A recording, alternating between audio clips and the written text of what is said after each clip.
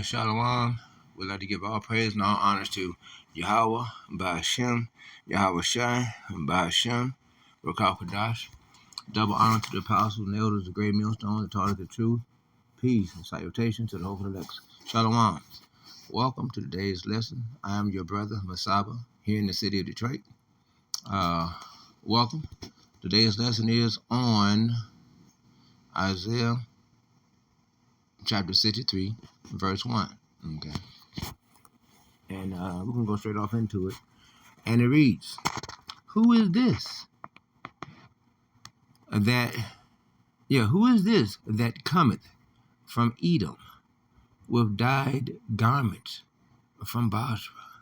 You say, who is this? Who is this coming in their perfection? Who is this? We're talking about Yahweh Shai, of course. Okay. Coming to do his work, coming to do Yahweh's will, okay, in entering the house of the thief, because Esau is Edom stole our land, turned it into his, okay, and so now it's his house. America is the house of the thief now, and so Yahweh Shai is going to enter into it, okay, with great devastation, okay, and destruction, okay, and fire and wrath and judgment and vengeance. And all these things happening now all at once. It's going to be a bold situation for the wicked. For real. It's going to be a bold situation. This that is glorious in his apparel. You see, yes. When just think. Now, you're talking about Yahweh Shai, the ultimate Jake, right? The ultimate, right? So imagine what his apparel is going to look like. You know how we like to dress. Nigga, we like to style and profile. You know what I'm saying? And so this is his big day. Woo! Imagine what Yahweh Shai gonna be wearing. Nigga. Imagine what Yahweh Shai gonna be wearing, nigga. You know, with every movie comes a soundtrack. Right? A movie playing without a soundtrack ain't no movie, right? Just imagine what type of sounds that Yahweh Shai is bringing. Thundering, lightning, all these different things happening. Natural sounds. Really vibrating the ground with real bass. You know what I'm saying? Better than 808s. You know what I'm saying? And so traveling in the greatness of his strength. Traveling with the chariots. You see? The chariots of the Most High. You see? Coming with them angels. Okay? White, brilliant, bright, white, and gold. Okay? Chariots of all different kinds. All different kinds of shapes.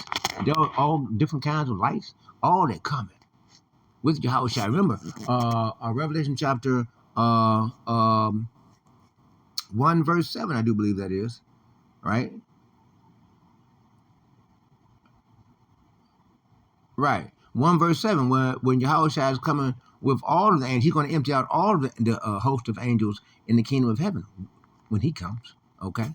And so, I that speak in righteousness, mighty to save. It's the I that speak in righteousness. It shouldn't be he. Give me a typo. No. Let's move on forward to the next. Now we're going to read some precepts, cross references on this. Okay, we're in the blue letter.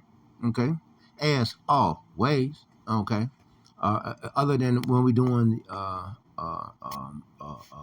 the apocrypha. Okay, now this is some more cross references. This is Psalm chapter 24, verse 7. Lift up your heads, O ye gates, okay, and be ye lift up, ye everlasting doors, you see, and the King of glory shall come. You see, all these things are about to happen here in America, Babylon, okay, because these are things that are prophesied. You see, glory shall come in, okay, and it's going to be who? Yahweh Shai.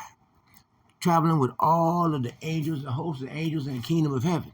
You see, coming not to be blocked or rejected by anyone or anything or any government. All the mountains and hills, the governments and government affiliated establishments are all going to fall and crumble. Okay? Under who? Yahweh, Yahweh Shai. This is verse 8, right? Verse 8. Yep, verse 8. And it reads, who is this king of glory? You say, who is this king of glory? The Lord, strong and mighty. The Lord, mighty in battle. You see, he's coming to do his work. He's coming to do Yahweh's will and the greatness of the Lord. Verse 9, lift up your heads, O ye gates, even lift them up, yea, ye everlasting doors, and the King of glory shall come in. You see, all these different things that are going to take place when Yahweh comes. It's going to be what? Amos chapter 5, verse 18. Woe unto you. And the word woe means destruction. Woe unto you who wait upon the day of the Lord. For what end is it to you? For the day of the Lord is a day of darkness, a day of no light, you see. No light at all. That means no knowledge, no wisdom, none of that. The only thing that's going to be prevalent then is what? Yahweh and the angels rolling through, destroying everything like in Sodom and Gomorrah. Those 5 different cities, okay, that were all destroyed, okay, all of that is what's about to happen here in America with great devastation, okay, and without any hesitation. Okay, some might say that the wrath of the Lord slacks. No. It's just been planned for the right time. And when that time comes, there will not be anything to stop the will, might, and power of the Lord. Okay? The Lord of hosts. Okay, the Lord of hosts. He is the King of glory. Salah. You see? You see? You see? And these are the different things that are going to be happening and transpiring. This is in SNG, chapter 3, verse 6. Who is this that cometh out of the wilderness like pillars of smoke? You see, it's the chariots, Yahweh, and the angels, perfumed with myrrh and frankincense, with all powders of the merchants. You see, this is what's coming. This is what's going to levy down upon who? Idumea, America, Nineveh, okay, Basra, okay, this great city, the great whore, and the beast system, and the whole deal, okay. All of that is what's happening and what's coming. Okay. You know what I'm saying? Read down here. I want to get let's hit Matthew. I want to hit Matthew. Right. The 21. Matthew 21:10. And when he was come into Jerusalem, all the city was moved, saying, who is this? Y'all know who it is. The ultimate Jake is Yahweh. It's Psalm chapter 137, verse 7. And this is from Edom. Remember, O Lord, the children of Edom in the day of Jerusalem. You see, in the day of Jerusalem, in the day when the time has come for Esau is Edom to receive wrath and judgment, okay, for this wicked kingdom that Esau is Edom has built to become no more. That time is coming. Remember Edom and the children of Edom. And because they got to pay. They got to pay for what their forefathers did. They are their forefathers in the regeneration. Okay? So that's what the deal is on that. Okay? Who said, raise it, even to the foundation thereof. You see? You see? And that's what was said. And now that's what's about to be. That's what's about to be happening. That's what's about. Do you know that BRICS nation have surpassed American dollar? in the international economical circulum of currency. Okay, so what this means? This means all the rest of the nations are waking up and realizing they don't need America no more. What they need America for? To be a big bully? Because that's all America's been doing, being a big bully.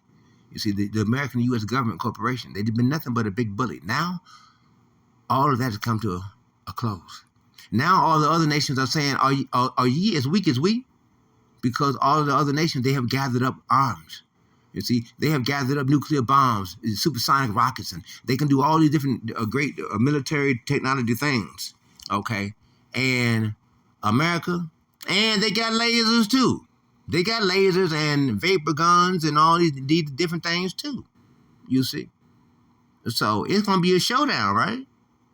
You see? But Yahweh Shai is going to come in the midst of all this warring and set it all straight, right? You see? Look, I'd like to take the time to remind you to press the like button, okay? And that helps out for the algorithms of the YouTube channel. And if you would, please, also press the subscription button and the notification bell. That way you will receive special notification alerts each time that I release a new video for your edification, okay? You know. And so Isaiah 34, verse 5. For my sword shall be bathed in heaven. Behold, it shall come down upon Idumea. You see? Coming down on who?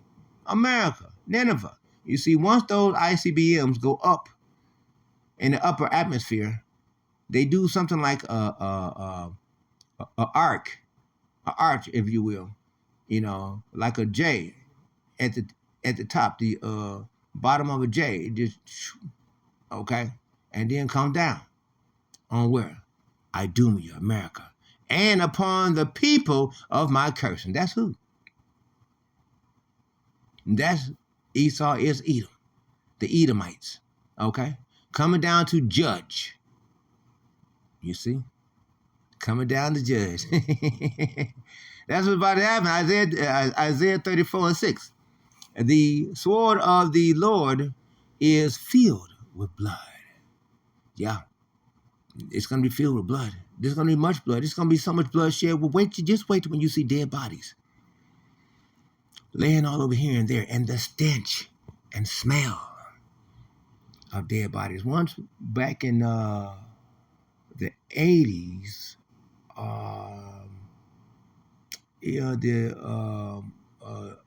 the latter 80s, it was an old guy.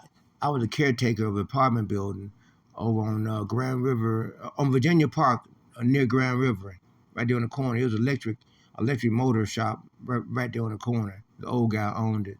And the Shaws, they owned the apartment building that I was in, right? And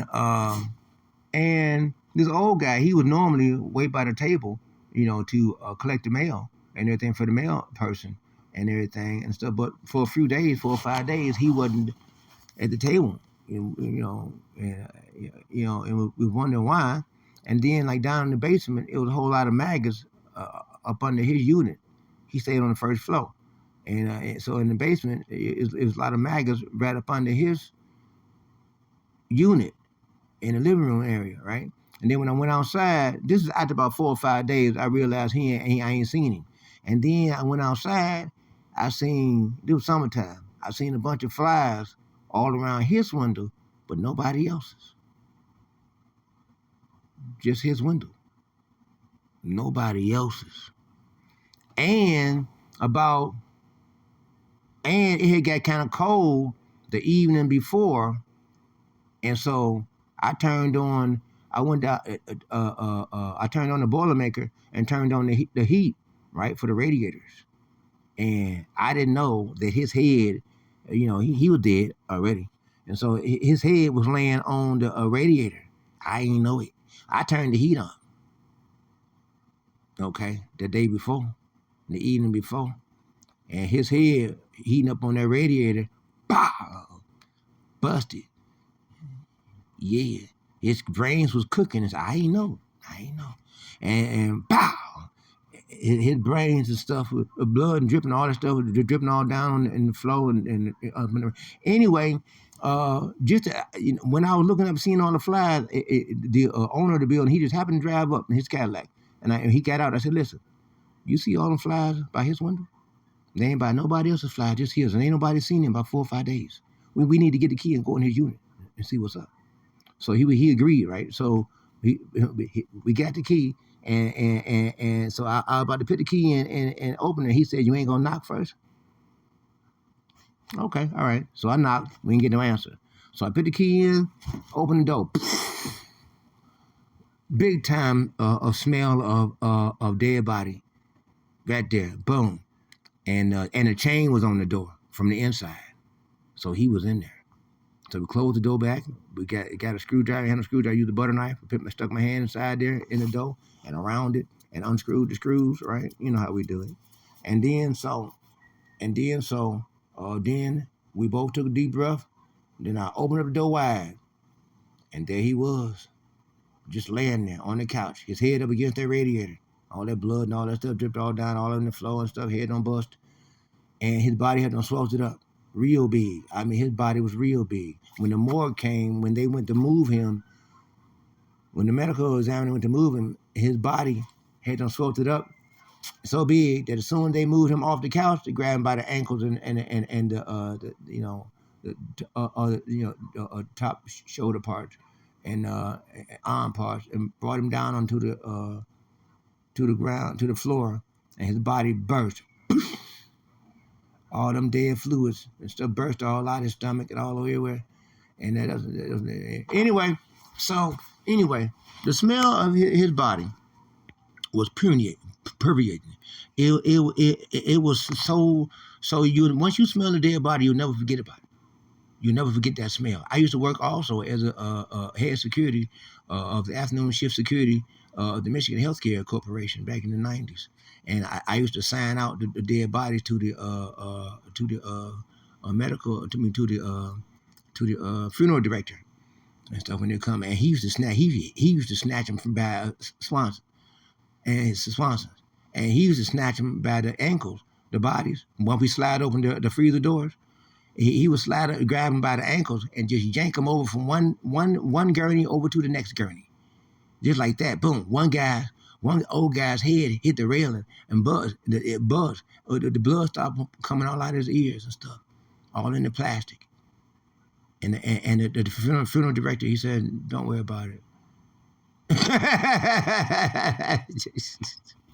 Anyway, reading on Isaiah 34:6. So just wait. When there's dead bodies laying all over, everywhere, stenching, smelling, stinking, it's gonna be. You ain't gonna be able to close. You close your windows, you still gonna smell the dead bodies.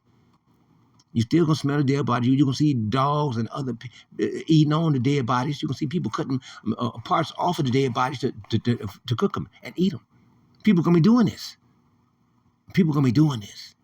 Okay. The sword of the Lord is filled with blood. Okay, I read the part. Okay, blood of the lambs and goats, with the fat of the kidneys of the rams. For the Lord hath a sacrifice in Basra. That's right here, America.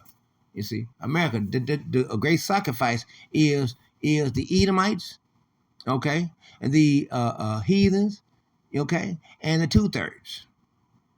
Okay, flat out. And that's what's going to be the sacrifice. America's a great altar, okay, and the fire is coming for the fire of the purification that Yahweh Shai is bringing. Remember, Luke chapter 12, verse 49. I come not to bring peace upon the earth, but fire. But what would I if it already be kindled? Okay. So let's finish reading this up so we can close it out. And in Basra, and a great slaughter in the land of Idumea. You see. So we're going to go ahead and close it out right there. Lord's willing, you were edified by today's lesson. If not, I pray that you were provoked to thought to do better, to put together some precepts that you can feed the sheep.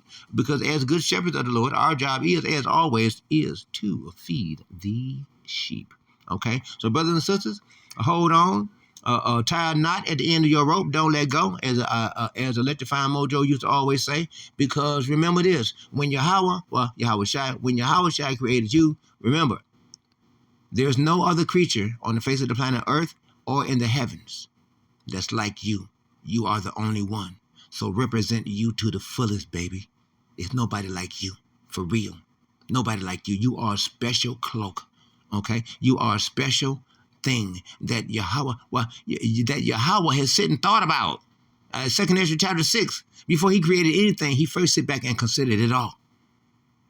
So you were thought about a long time ago. You see Jeremiah 1 and 5.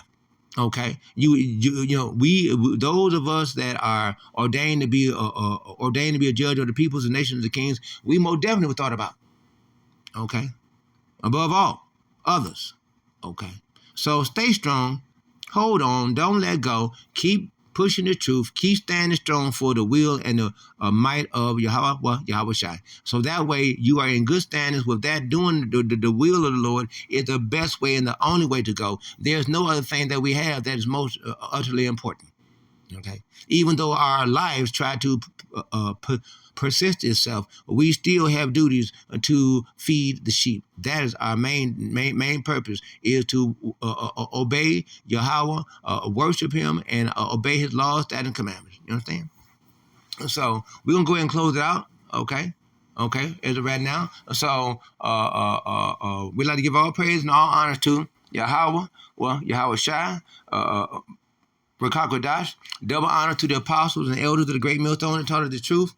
Peace and salutation to the hopeful elect. Shalom to the hopeful elect.